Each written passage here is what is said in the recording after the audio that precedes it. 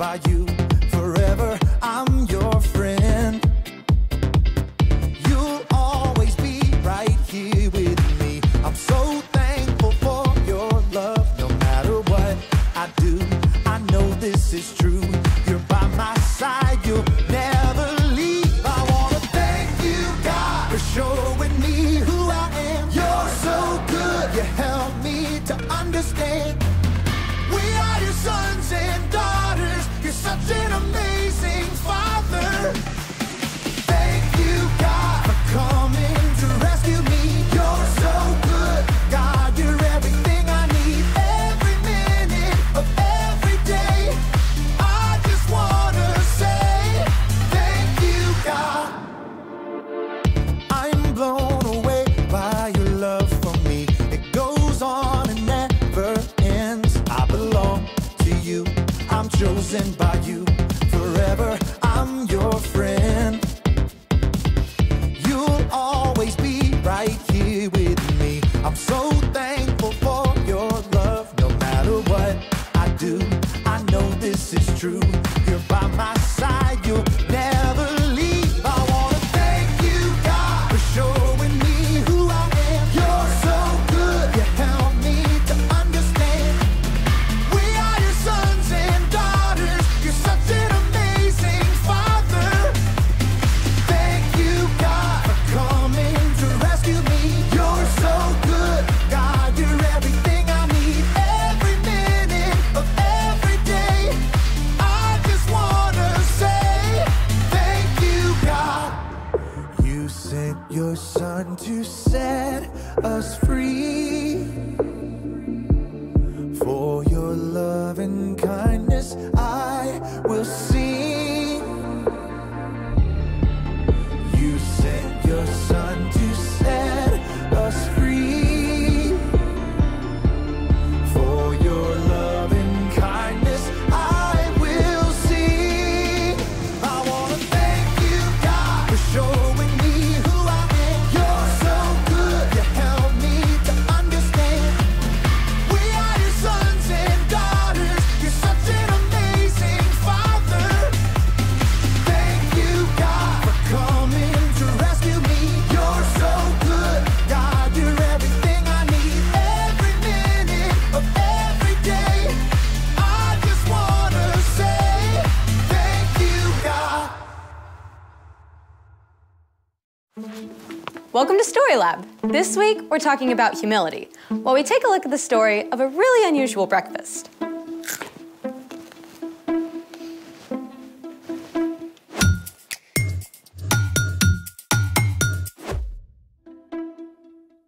Hey, I'm Skylar. And I'm Sebastian. We're talking about humility, which is putting others first by giving up what you think you deserve. So what are we doing today?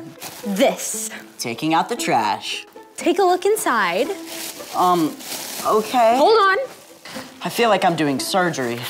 Go ahead. One banana peel, eggshell, more eggshells, I like omelets. coffee grounds. Dark roast. This is the way. Ooh. Why are we doing an archaeological dig of your breakfast? Not just my breakfast. Let me guess, you lost a contact? Nope.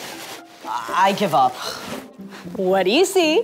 A bunch of garbage. I see pure gold. I think you need to get your eyes checked. This stuff can turn into something amazing. What? Ta-da! Dirt. Not just any old dirt. Compost. Compost is decayed organic matter used to fertilize and nourish garden soil. This stuff adds all kinds of nutrients. It can make plants grow like crazy. But how does all that turn into this? I'm so glad you asked. Let's make it. There are actually a bunch of ways to make compost. You can go outside and dig a hole about 1 foot deep, but you can also just compost on your kitchen counter with a bin like this. So you just dump the stuff into the bin and it turns to compost? Not quite. You need 2 ingredients for your compost recipe, greens and browns. I see green and I see brown. Actually, these are all greens. Fruit and veggie scraps, eggshells, tea bags, and coffee grounds are all greens because they have a lot of nitrogen in them. If you have this many greens, you need 3 times as many browns. Ooh, will these do? Nope. Browns are rich in carbon, stuff like shredded newspaper, dried leaves, and cardboard.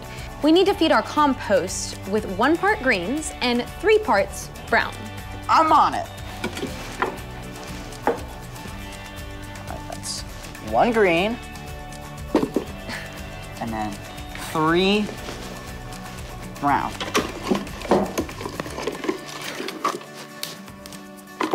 There we go. Now we keep doing that, right? Yep. 2. 2. And 3. And then we need 1 of this. Yes. Well, it is basically garbage. That's it? Pretty much.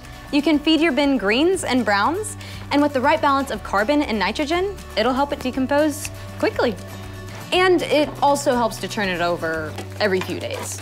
What a cool way to turn something no one wants into dirt. Really helpful, awesome dirt. There's more than one way to make something good out of something not. It's time for... The story before the story. Today, we're in John, the 4th book in the New Testament. But before John, in the very beginning, out of a deep, deep love, God made an amazing world. But when people turned away from God, the world was broken. God made a plan to draw people back into relationship. So at the right time, God sent his very own son, Jesus, to come live among us. When Jesus grew up, he traveled from town to town, teaching and healing. But the religious leaders made plans to get rid of him. Jesus was crucified on a cross and died. But early Sunday morning, Jesus returned to life. Lots of his friends saw him. Which is where our story starts. Take it away. Hey everyone, I'm Chloe. Hey, Chloe. After Jesus defeated death, he appeared to Mary Magdalene and then to his closest friends, and lots of other followers too. We can only imagine how amazed and overjoyed they were, and how many questions they had, especially Peter. I said 3 times I didn't know Jesus. Is he angry with me? Does he still want me to be his friend? It was true. The night before Jesus was crucified, Peter had promised he would die before denying Jesus. Where I am going, you can't follow now, but you will follow me later. Lord, why can't I follow you now? I will give my life for you. Will you really give your life for me? Before the rooster crows, you will say 3 times that you don't know me. Within hours, Jesus was arrested. Many of Jesus' friends had fled, but Peter followed behind, trying to remain unnoticed. As Jesus was questioned by the high priest, Peter stayed outside, warming himself by a fire. A servant girl questioned him. You aren't one of Jesus' disciples too, are you? Peter was cold and scared, so he let fear take over. I am not. 2 more times, Peter denied knowing Jesus. Then, a rooster crowed, just as Jesus had said, and Peter realized the terrible thing he had done. That had only been a short time before. Even though Jesus was now alive again, Peter wasn't sure what Jesus thought of him. So, Peter did what he often did when something was bothering him. He gathered a few friends and went fishing. All night long, they threw out their nets, but by early morning, they still hadn't caught a single fish. As they returned to shore, they saw a lone figure standing there. Friends, don't you have any fish? No. Throw your net on the right side of the boat. There you will find some fish. That makes 0 sense.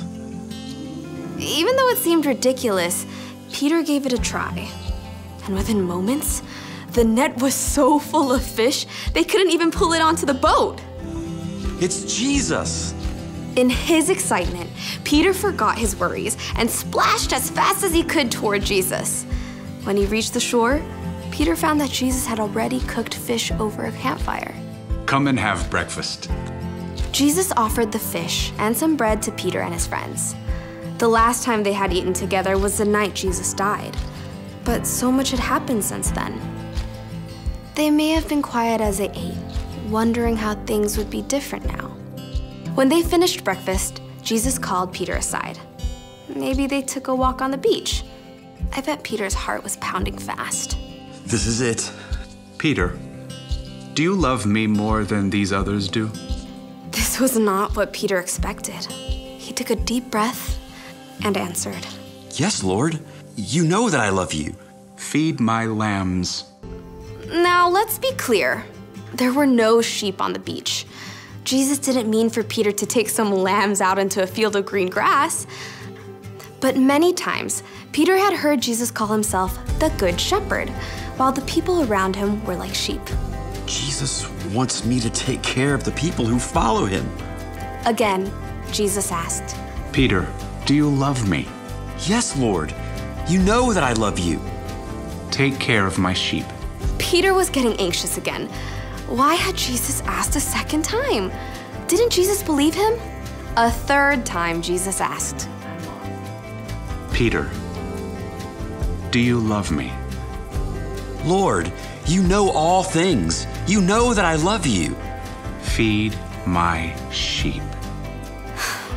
Peter was frustrated that Jesus kept repeating this until he realized. Jesus has asked me 3 times if I love him.